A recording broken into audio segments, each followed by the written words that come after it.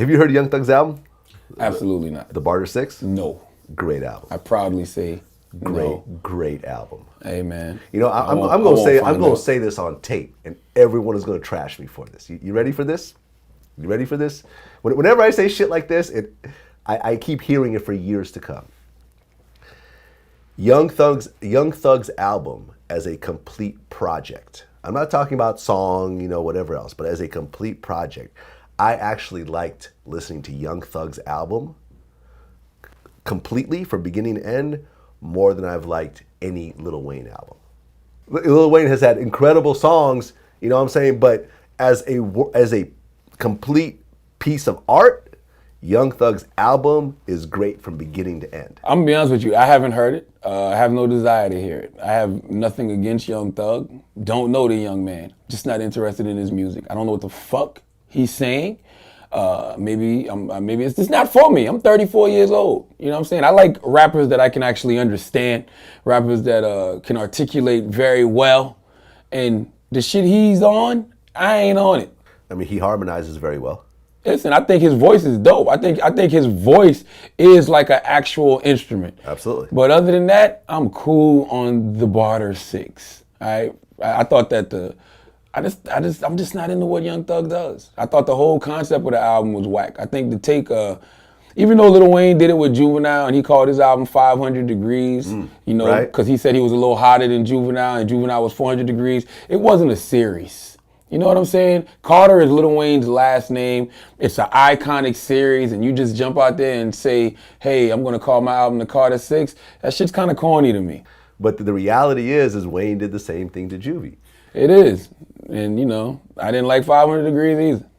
To be honest with you, 500 Degrees sucked to me compared to 400 Degrees. But the Barter 6, I'm not even putting that in my spirit.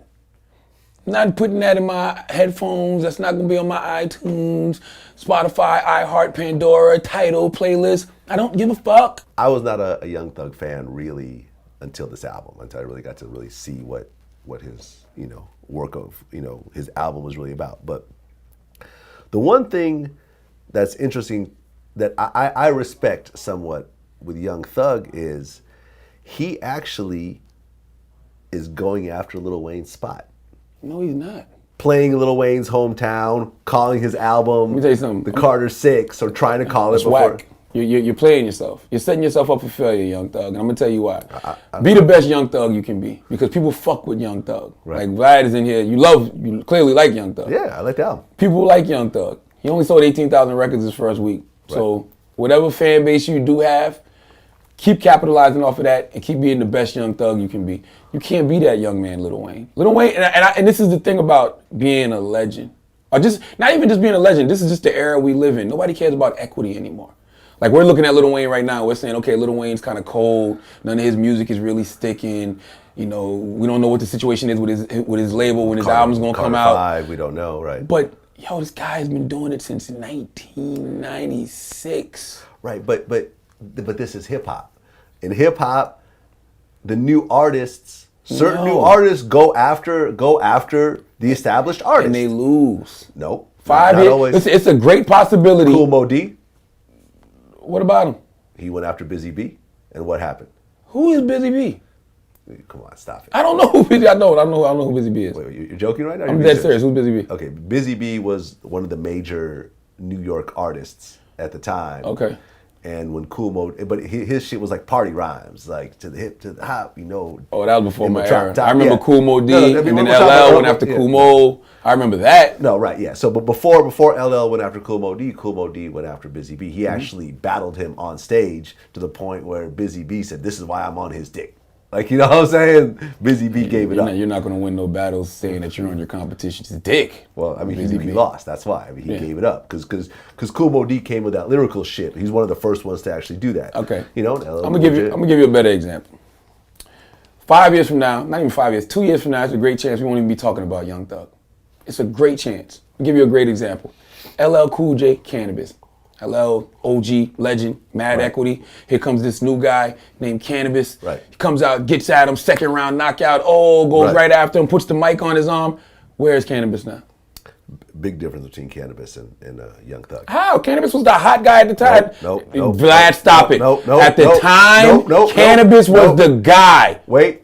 Everybody was loving Cannabis. Here's the big difference. Name me a Cannabis hit record.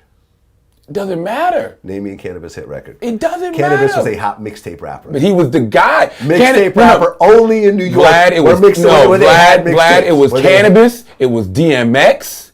It was Cameron. Those were all the new guys. Remember that Source magazine where they had all the new guys on the front? It was Cannabis, DMX, Cameron, Big Pun. Corrupt was on there. It was all the guys that were leading in the new generation. Nori. Right. Cannabis was the guy. Let me put it like this. When Cannabis dropped his album and there were no hit songs on sucked. the album. No, the album sucked. Right. Whereas Young Thug has had a bunch of hits now. He's no Lil Wayne, man. I'm not saying he's Lil Wayne, but I'm just saying that this is what happens, man. Like, this is not going to be a 50 Cent Ja Rule situation. It's not. Once again, another example of a new guy going after an established artist. Yeah, but 50 was actually one of those dudes. He was actually poised to be a really legendary guy, and he backed it up. Young Thug is not going to back it up. He can't do it. It's just, listen, it's just not in him. I could be wrong, but I just don't ever see him replacing Lil Wayne's spot. It's just not happening. Lil Wayne's a legend. We got to start giving Lil Wayne the respect he deserves, man. For whatever reason, we don't look at Wayne like that, solo album-wise, in a group with the Hot Boys, as a CEO with Young Money introducing Drake and Nicki Minaj. I'm not a fan of new Lil Wayne music at all, but we got to start giving him the respect he deserves. It's disrespectful to say this guy, Young Thug, who really, honestly, what hit record does he have by himself? Hit record by itself. He's on a lot of hit records, but he's on a lot. He's on some good records that are popping, but he don't have no hit records by himself. Wayne has hit records by himself. It's not even close. Yeah, that's a fair point. It's not close. But he was kind of the main guy in Rich Gang. When you listen to Rich Gang, you were listening to Young Thug. You weren't really checking. I like Rich Homie Quan better than Young Thug. Really? Yes, honestly. I think Rich Homie Quan is actually dope. I like Rich Homie, except when he do that dance. I hate that dance he be doing. That dumbass dance. I don't know what the fuck is going on with that dance. That shit looks silly to me. But Rich Homie Quan makes good records. And he makes other people's records sound good when he's on there doing hooks and stuff. I personally like Rich Homie Quan more than Young Thug. I think Rich Homie Quan is going to be around longer than Young Thug.